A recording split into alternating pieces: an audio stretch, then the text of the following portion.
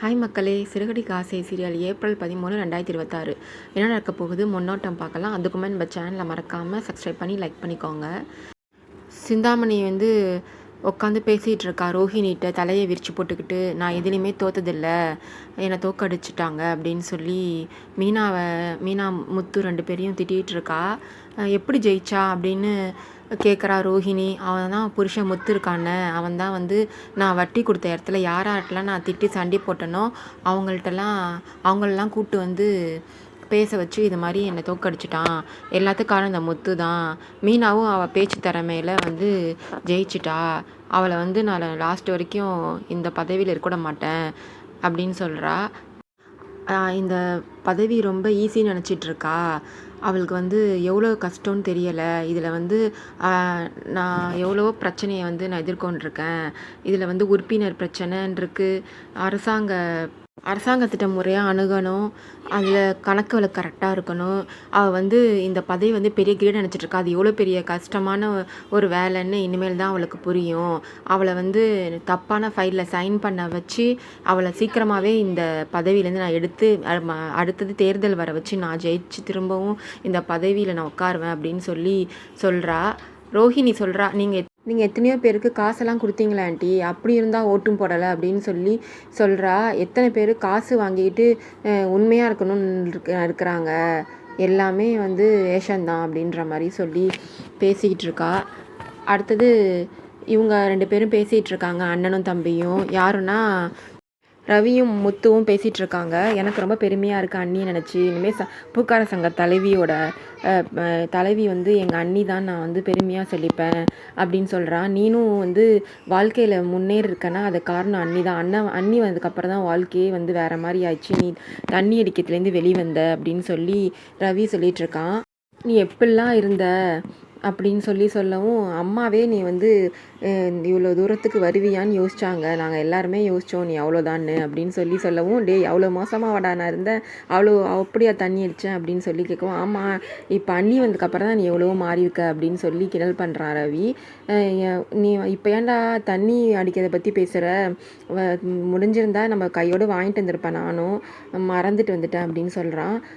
தண்ணி அடிப்பீங்க நல்லா அப்படின்னு சொல்லிட்டு மீனா வரா. 2 பேருக்கு பால் எடுத்துக்கோங்கன்னு சொல்கிறா. இனிமேல்லாம் நீங்கள் தண்ணி அடிக்கிற பக்கமே போகக்கூடாது, யாராச்சும் ஒருத்தவங்க பார்த்தாங்கன்னா இது சங்க தலைவி மீனா புருஷன், இவங்க தண்ணி அடிச்சிட்டு வந்திருக்காருன்னு சொல்லுவாங்க, அதனால் நீங்கள் தண்ணி அடிக்கிறதே விட்டுறணும் அப்படின்னு சொல்லி பேசிகிட்டு இருக்கா. உடனே நாளைக்கு வெளியூர் போகிறீங்களா, எங்கே போகிறீங்கன்னு முடிவு பண்ணிட்டீங்களான்னு கேட்குறான் முத்து. ஸ்ருதியும் ரவியையும், இந்த நீத்துவோட பெரிய தொல்லையாக இருக்குது, என் பேரில் ஆரம்பிக்கான்னு சொல்லி என் பேரில் ஆரம்பிச்சிருக்கா அப்படின்னு சொல்கிறான்.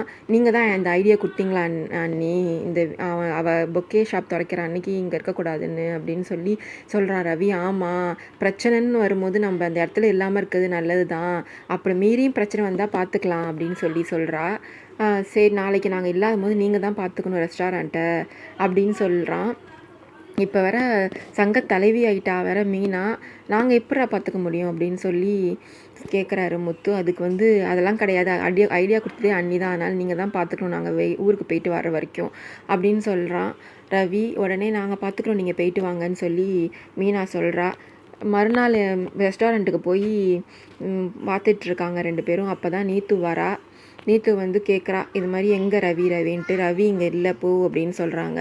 இல்லை நான் போக மாட்டேன், ரவியை நீங்கள் தான் ஒழிச்சு வச்சுட்டு இல்லைன்னு சொல்கிறீங்க அப்படின்னு சொல்கிறாங்க. உனக்கு வெக்கமாக இல்லையா, அடுத்தவன் புருஷனை கல்யாணம் பண்ணிக்கணும் அவன் மேலே ஆசைப்பட்டுட்ருக்க, இதெல்லாம் நல்லா இருக்கா அப்படின்னு முத்து கேட்குறான். நீயே குடிகார, நீ என்னை பற்றி பேச உனக்கு என்ன தகுதி இருக்குது அப்படின்னு கேட்குறான் அந்த நீத்து. உடனே மீனா என் புருஷனை பற்றி பேச உனக்கு என்ன தகுதி இருக்குது, அடுத்தவ புருஷன் மேலே ஆசைப்படுற நீனு, உனக்கு என்ன தகுதி இருக்குன்னு ஓங்கி பலார்னு அறிஞ்சிடுறா. முத்துக்கு ரொம்ப சந்தோஷமாக, எனக்காக நீ பேசி அவளை அரைஞ்சது எனக்கு ரொம்ப சந்தோஷமாக இருக்குது, அவ்வளோ பாசமாக என் மேலே அப்படின்னு கேட்குறான். உடனே ஆமாம் அப்படின்னு சொல்கிறா அவளும். ரோஹிணி அவங்க அம்மா ரோஹிணி பையனை ஸ்கூல் யூனிஃபார்ம் போட்டு கிளப்பிட்டு இருக்காங்க. உடனே இவ வந்து ஸ்கூலுக்கு நீ போ வேணாம், இன்னைக்கு ஹியரிங் இருக்குது கோர்ட்டில், நான் அவனை கூப்பிட்டு போகிறேன்னு சொல்லவும், நீ நிறையா தப்பு மேலே தப்பு பண்ணுற, ஏற்கனவே உன் மாமியாரும் புருஷனும் வர வச்சு உன்னை அடித்ததெல்லாம் ஞாபகம் இல்லையா, நீ வேணாம், நீ வந்து கொஞ்சமாச்சும் புத்தியோடு நடந்துக்க அப்படின்னு சொல்லி ரோஹிணி அம்மா சொல்கிறாங்க. நான் பார்த்துக்கிறேன், நீ அவனை வந்து ட்ரெஸ் மாற்றிட்டு வான்னு சொல்லி அவன் பையனை சொல்லுவான். அவனும் ட்ரெஸ் மாற்றிட்டு நான் கிளம்பிட்டேன்னு வரான். இங்கே வந்து ஹியரிங்க்கு வெயிட் பண்ணிகிட்ருக்காங்க. யாருன்னா விஜயாவும் மனோஜும் வந்து கேட்டிருக்காங்க. இது மாதிரி கேஸ், இந்த டைவர்ஸ் கேஸ் இதோட முடிஞ்சிருமா, இன்னையோட முடிஞ்சால் பெரிய தொல்லை விட்டுச்சு, நாளைக்கு என்கேஜ்மெண்ட் இருக்குது, இன்னையோட இந்த கேஸ் தொல்லை விட்டுச்சுன்னா பெரிய சந்தோஷமாக இருக்கும், மாதம் இங்கே வர்றதே பெரிய தொல்லையாக இருக்குது அப்படின்னு விஜயா மனோஜ் சொல்லியிருக்கா. ஆமாம்மா அப்படின்னு சொல்கிறான் அவனும். உடனே வக்கீல்கிட்ட கேட்குறாங்க, இந்த கேஸ் இதோட முடிஞ்சிருமா அப்படின்னு சொல்லி. தெரியலை, நானும் முடிஞ்சுன்னு தான் நினைக்கிறேன், ஆனால் இவர் ஸ்ட்ராங்காக தானே இருக்கார் இந்த கேஸில் அப்படின்னு சொல்லி கேட்குறாங்க. ஆமாம், நான் ஸ்ட்ராங்காக தான் இருக்கேன் அப்படின்னு மனோஜ் சொல்கிறான். உடனே வக்கீல் போய் ஆஜர்படுத்துகிறாங்க அவங்கள. நீதிபதியும் கேட்குறாங்க, என்ன இன்னும் கல்யாணி வரலையா அப்படின்னு ரோஹிணியை கேட்குறாங்க. ரோஹிணி வந்து இன்னும் வரலை அப்படின்னு சொல்லிட்டு இருக்காங்க. இவர் வந்து மனோஜ் கேட்குறாங்க, நீங்கள் அப்போலேருந்தே வந்து ஸ்ட்ராங்காக இருக்கீங்க இந்த கேஸில், உங்களுக்கு சேர்ந்து வாழ விருப்பம் இல்லைன்னு தான் சொல்லியிருக்கீங்க, அது உண்மை தானே அப்படின்னு கேட்குறாங்க. ஆமான்னு மனோஜ் சொல்கிறான். எங்கே கல்யாணி காணோம் அப்படின்னு நீதிபதி கேட்குறாங்க. வந்துட்டுருப்பாங்க யுவர் ஆனர் அப்படின்னு சொல்லி வக்கீல் சொல்கிறாங்க. இந்த கேஸ் என்ன, நல்ல கேஸை தான் எடுத்துகிட்டு வருவேன் நீ, இந்த கேஸ் என்ன இழுத்துக்கிட்டே இருக்கே சீக்கிரம் முடியாமல் அப்படின்னு சொல்கிறாங்க. ஆமாம் சார் அப்படின்னு சொல்லி, ஆமாம் சார் இந்த கேஸ் இப்படி தான் இருக்குது அப்படின்னு சொல்லி அந்த வக்கீலும் சொல்கிறாங்க.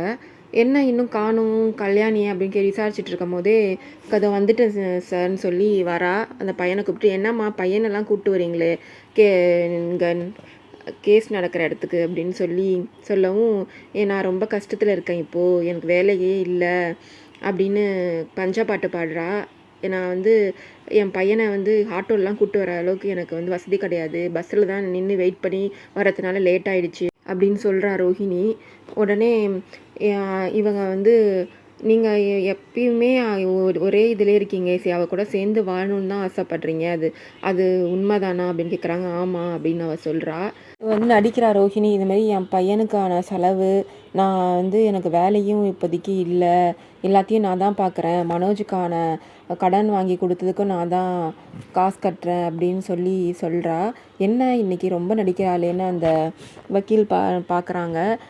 அவன் பையனை கூப்பிட்டு வந்து நடிக்கிறா சார் அப்படின்னு சொல்லி விஜயா கத்துறாங்க. உடனே நீங்கள் வந்து கண்டெம்ட் ஆஃப் கோர்ட்டுன்னு உங்களுக்கு ஃபைன்லாம் போட மாட்டேன், ஒரு நாள் ஜெயிலில் வச்சுருவேன், அமைதியாக உட்காருங்க அப்படின்னு சொல்லி திட்டுறாரு.